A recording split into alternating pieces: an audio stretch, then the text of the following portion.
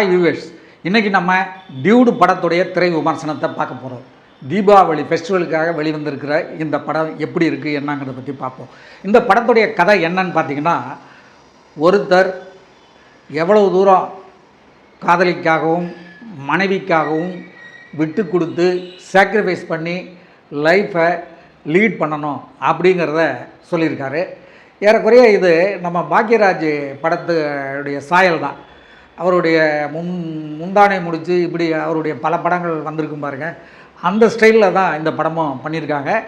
அது அந்த காலத்துக்கு, இது இந்த காலத்துக்கு. இந்த காலத்தில் எப்படி இருக்கணுமோ அப்படி டைரக்டர் கீர்த்திவாசன் இந்த ஸ்கிரிப்டை பண்ணியிருக்காரு. ஒரு நல்ல நீட் நரேஷன் தான் பண்ணியிருக்காரு, அதில் எந்த சந்தேகமும் இல்லை.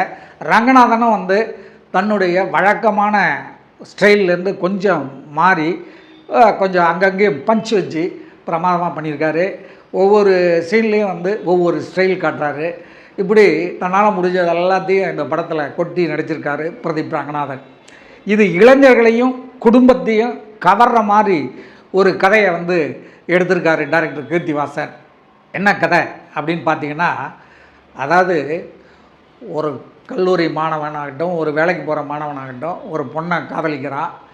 அந்த பொண்ணு இவனை கழட்டி விட்டு வேற ஒருத்தனை கல்யாணம் பண்ணுறதுக்கு பண்ணிட்டு போயிடுச்சு. இன்னொரு பொண்ணு இந்த லவ் ஃபெயிலியர் ஆனவனை லவ் பண்ணுறத சொல்லுது. இவன் ஏற்றுக்க மாட்டேன்றான். ஒரு கட்டத்தில் அவன் நமக்கு சரியானவன்னு தெரியும் போது அவகிட்ட போகிறான். அப்போ அவள் சொல்கிறா, சாரிடா, நீ என்னை என் லவ்வை நீ ஏற்றுக்கல, பிரேக்கப் பண்ணிட்ட, அதனால் அந்த இதுலேருந்து நான் விடுபட முடியல, ரொம்ப கஷ்டமாக இருந்தது. அந்த நேரத்தில் எனக்கு வேற ஒருத்தவன் பழக்கமானா, அவனை லவ் பண்ணிட்டேன், இப்போ நான் அவனை தான் கல்யாணம் பண்ணிக்க போகிறேன் அப்படின்னு சொல்கிறா. இதனால் என்ன நடக்குது, இந்த பிரதீப் ரங்கநாதன் அந்த லவ் பிரேக்கப் சொன்ன பொண்ணை கல்யாணம் பண்ணிட்டாரா, கல்யாணம் பண்ண பிறகு என்னென்ன நடக்குது அப்படிங்கிறது தான் இந்த படத்துடைய கதைங்க. கதை நல்லா தின் லைன் தான். என்ன ஒரு விஷயம்னா, இந்த டிராகன் படத்தில் ஒரு டெம்போ ஃபாஸ்ட்டாக போயிட்டுருக்கும். அடுத்து என்ன நடக்க போகுது அப்படின்னு செகண்ட் ஹாஃப்லலாம் ஒரு ஃபாஸ்ட் இருக்கும். இது ஃபேமிலி சப்ஜெக்ட் சென்டிமெண்ட் அப்படின்றதால கொஞ்சம் அது கம்மியாக இருக்குது. ஆனால் யூத்துக்கும் இந்த படம் பிடிக்கும். அதே நேரத்தில் ஃபேமிலியும் பார்க்குற மாதிரி இருக்கணுன்ட்டு பண்ணியிருக்காங்க. ஆனால் ஃபேமிலி இந்த மாதிரி ஒரு சாக்ரிஃபைஸ் கதாநாயகனை ஏற்றுப்பாங்களா, இல்லை இப்போது கதாநாயகர்கள் இல்லை நிஜத்துலேயும் இப்படி சாக்ரிஃபைஸ் பண்ணுற இளைஞர்கள் இருக்காங்களா அப்படிங்கிறது ஒரு சந்தேகமான கேள்வியாக இருக்கிறதால கொஞ்சம் நம்ம அந்த படத்தோட ஒட்டுறது கொஞ்சம் கஷ்டமாக இருக்குது. மற்றபடி ஒவ்வொரு சீனும் அருமையாக பண்ணியிருக்காங்க. ஸ்க்ரீன் பிளே நல்லா பண்ணியிருக்காங்க. டைரக்டர் கீர்த்திவாசனை சும்மா சொல்லக்கூடாது, நல்லா நீட்டாக பண்ணியிருக்கார். ஃபஸ்ட் ஹாஃப் ஃபுல்லாக காமெடி, யங்ஸ்டர்ஸ் அட்ராக்ட் பண்ணுற மாதிரியான காட்சிகள் நல்லா இருக்குது. செகண்ட் ஹாஃபு ஃபேமிலி சென்டிமெண்ட்டு ரொம்ப புழிஞ்சு எடுத்துட்டாங்க செகண்ட் ஹாஃபு. ஸோ டியூடு அதே மாதிரி ஒவ்வொரு காட்சியும் நல்லா செலவு பண்ணி நல்லா திங்க் பண்ணி ஒவ்வொரு இடத்துலையும் எடுத்திருக்காங்க. ஒரு காட்சி ஒரு பொண்ணு குழந்தை பெற்கிறாங்க, டெலிவரி ஆகுது ஹாஸ்பிட்டலில். அந்த டெலிவரியை கணவன்மார்கள் பார்த்தா தான் அதனுடைய கஷ்டம் தெரியும் அப்படின்னு சொல்லிட்டு இந்த காலத்தில் எல்லா கணவன்மார்களையும் டெலிவரி ஆப்ரேஷன் தேட்டருக்குள்ளே கூப்பிட்றது வழக்கம். இங்கேயே அதே மாதிரி தான் கூப்பிட்றாங்க. ஆனால் கணவன் போக மாட்டேன்றாரு. ஏன் போக மாட்டேன்றாரு அப்படிங்கிறது ரொம்ப நகைச்சுவையாக இருக்கும். அப்புறம் அவர் போக முடியாத ஒரு சூழ்நிலையில் தவிர்க்க முடியாமல் உள்ளே போகிறாரு. அங்கே போய் அவர் பண்ணுற சேஷ்டைகள், அதே நேரத்தில் அவருடைய உள்ள குமுறல்கள் எல்லாத்தையும் நகைச்சுவையோடையும் அந்த ஒரு யதார்த்தத்தோடையும் அருமையாக பண்ணியிருக்கார் பிரதீப் ரங்கநாதன். கல்யாண ரிசப்ஷனில் மனைவியோடு இவர் நின்றுக்கிட்டு இவருக்கு ஏற்படுகின்ற நெருக்கடிகளை வெளியில் காட்ட முடியாமல் அவர் நடிக்கிற அந்த காட்சிகள் ரொம்ப அருமையாக இருக்குது. ரொம்ப பிரமாதமாக பண்ணியிருக்காரு. அதே போல் மமிதா பைஜு கதாநாயகி, அவங்களும் கொஞ்சம் நல்லா தான் பண்ணியிருக்காங்க. அவங்க சொல்லுவாங்க, என்னடா பண்ணுறது, நீ என்னை பிரேக்கப் பண்ணப்போ, நான் விரும்பினப்போ நீ என்னை பிரேக்கப் பண்ணிட்ட, நீ விரும்புகிறப்ப உன்னை நான் பிரேக்கப் பண்ண வேண்டிய சூழ்நிலைக்கு ஆளாயிட்டேன். அதனால் உனக்கு நான் ஒரு நல்ல பெண்ணாக பார்த்து கல்யாணம் பண்ணி வைக்கிறேன் அப்படின்னு சொல்கிறாங்க பாருங்கள். சொல்லும்பொழுது அந்த பெண்ணுக்கு அதுக்கும் ஒரு சாக்ரிஃபைஸ் என்ன இருக்குங்கிறத காட்டுறார். இப்படி காதலர்களாக இருந்து பிரிஞ்சிட்டவங்க அவங்க ஒருத்தருக்கு ஒருத்தர் எந்த அளவுக்கு உதவிகரமாக இருக்காங்க அப்படிங்கிறத படம் முழுக்க காட்டுறாரு. கதாநாயகனுடைய அப்பாவாக சரத்குமார் வராரு. இது வரைக்கும் நம்ம எந்த படத்துலையும் அந்த மாதிரி ஒரு அப்பாவை சரத்குமாரை நம்ம பார்த்ததே இல்லை.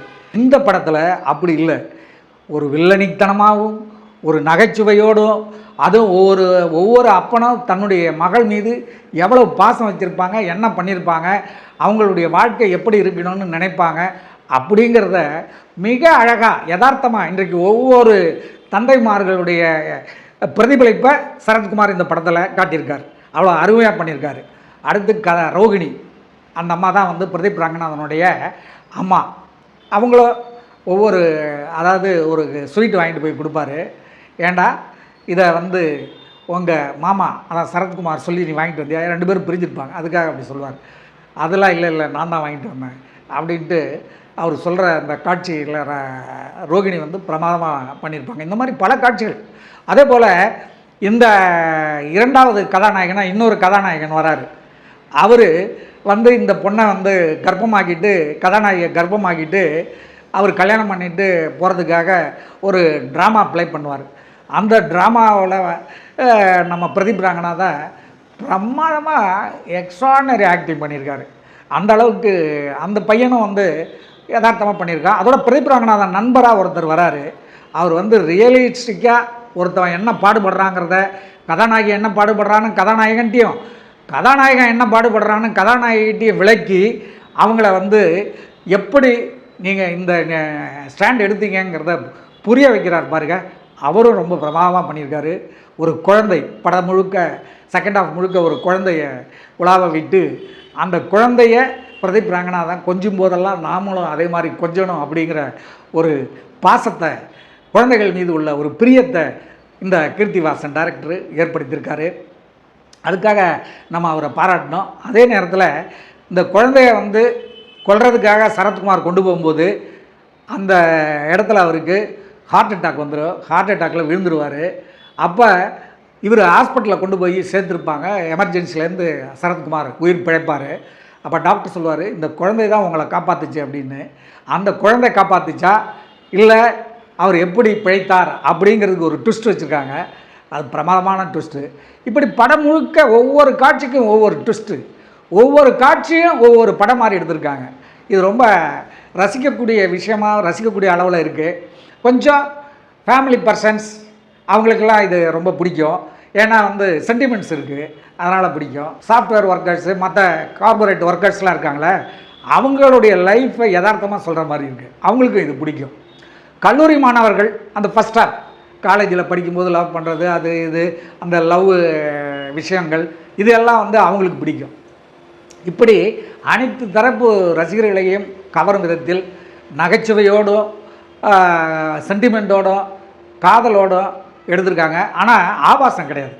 காதல் இருக்க தவிர ஆபாசம் இல்லை. அது கொஞ்சம் பாராட்ட வேண்டிய விஷயந்தான். அதே நேரத்தில் இந்த படத்தினுடைய இசை அமைப்பாளர், அவருக்கு ஏகப்பட்ட வேலை, நிறைய பாட்டு, எடுத்ததுக்கெல்லாம் பாட்டு. டிஆரினுடைய ஒருதலை ராகம் படத்துடைய பார்த்திங்கன்னா 10 பாட்டு வரும். அந்த மாதிரி இந்த படத்துலையும் 10 பாட்டு வரும்னு நினைக்கிறேன். பரவாயில்ல, இருந்தாலும் கேட்குற மாதிரி தான் இருக்குது பாடல்கள். அதே நேரத்தில் பின்னணி இசையும் இந்த இசையமைப்பாளர் நல்லா பண்ணியிருக்காரு, அவரையும் நம்ம பாராட்டணும். அப்புறம் கேமராமேன் ரொம்ப பிரமாதமான ஒர்க்குங்க. அந்தந்த காட்சிக்கு என்னென்ன தேவையோ அதை அழகுற படம் பிடித்து கண்குளிர மண்மனெல்லாம் மகிழ்விக்கிறாரு. அதுக்காக கேமராமேனையும் நம்ம பாராட்டணும். மொத்தத்தில் இந்த டைரக்டரு ஒவ்வொரு காட்சிக்கும் தேர்ந்தெடுத்த லொக்கேஷன், ரயில்வே ட்ராக்கு, ரயில் ஓடுற இடத்துல நடக்கிற ஒரு காட்சிகள், அதே மாதிரி ரோட்டில் நடக்கிற காட்சிகள். அந்த ரோட்டில் நடக்கும்போது பேக்ரவுண்டில் பார்த்திங்கன்னா ஒவ்வொரு கட்சியுடைய அந்த விளம்பர சோரில் எழுதுகிற விளம்பரங்கள் இருக்குது பாருங்கள், ஒவ்வொரு கட்சியும் காட்டியிருப்பார். அது அந்த கட்சிக்காரங்களெல்லாம் கவர்ற மாதிரி தான் இருக்குது. அவங்களுக்கெல்லாம் அது ரொம்ப பிடிக்கும். இப்படி பல விஷயங்களை டைரக்டர் பார்த்து பண்ணியிருக்காரா, இல்லை அவரோட இணைஞ்ச பிரதீப் ரங்கநாதனும் பார்த்து பண்ணியிருக்காரா அப்படிங்கிறத நம்ம பிரித்து பார்க்க முடியாத அளவுக்கு இந்த டியூடை வந்து நம்மளை வந்து அட்ராக்ட் பண்ணுற அளவுக்கு, ஒன்றரை அளவுக்கு முயற்சி பண்ணியிருக்கிறாங்க.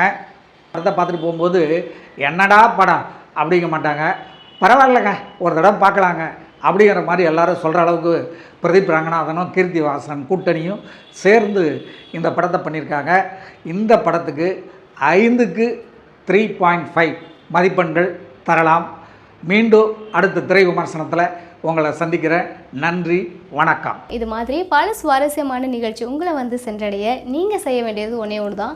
ரோஜா தமிழ் டிவியை லைக் பண்ணுங்கள், ஷேர் பண்ணுங்கள், கமெண்ட் பண்ணுங்கள், சப்ஸ்கிரைப் பண்ண மறந்துடாதீங்க. அது மட்டும் இல்லாமல் எங்களோட செய்திகள் உங்களை வந்து உடனுக்குடன் வந்து அடைய நீங்கள் செய்ய வேண்டியது ஒன்றே ஒன்று தான். பெல் பட்டனை கிளிக் பண்ண மறந்துடாதீங்க.